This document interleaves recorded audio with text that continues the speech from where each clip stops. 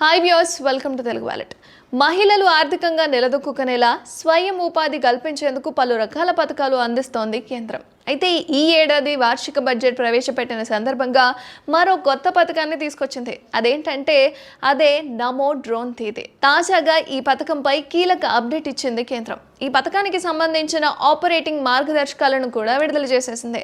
ఇక ఈ స్కీమ్లో భాగంగా స్వయం ఉపాధి పొందాలి అనుకుంటున్న మహిళలకు గరిష్టంగా 8 లక్షల వరకు సహాయం అందిస్తుంది కేంద్రం. అయితే మొత్తానికి మరి ఈ స్కీమ్ ద్వారా రాయితీ పొందాలంటే ఏం చేయాలి, కొత్త మార్గదర్శకాల్లో కేంద్రం ఏం చెప్పింది అన్న విషయాలను ఈరోజు వీడియోలో తెలుసుకుందాం. మహిళా స్వయం సహాయక సంఘాల్లో మహిళా సభ్యులకు డ్రోన్ టెక్నాలజీని పరిచయం చేయడమే ఈ స్కీమ్ యొక్క ముఖ్య ఉద్దేశం అన్నమాట. అయితే మహిళా సంఘాలకు డ్రోన్లు కొనుగోలు చేసేందుకు 80% సబ్సిడీతో లోన్స్ ఇస్తోంది కేంద్రం. గరిష్టంగా 8 లక్షల వరకు రాయితీ అయితే పొందొచ్చు. అంటే ఈ సొమ్మును మళ్ళీ తిరిగి చెల్లించాల్సిన అవసరం అయితే ఉండదన్నమాట. డ్రోన్ కోసం కావాల్సిన మిగతా డబ్బులను కూడా 3% నామమాత్రపు వడ్డీతో రుణం ఇస్తుందన్నమాట. అయితే మహిళా స్వయం సహాయక సంఘాల సభ్యులు ఈ స్కీమ్ కోసం అప్లై చేసుకోవచ్చు. ప్రభుత్వం ఏర్పాటు చేసిన జిల్లా కమిటీలు ఈ పథక లబ్ధిదారులను ఎంపిక చేస్తాయి.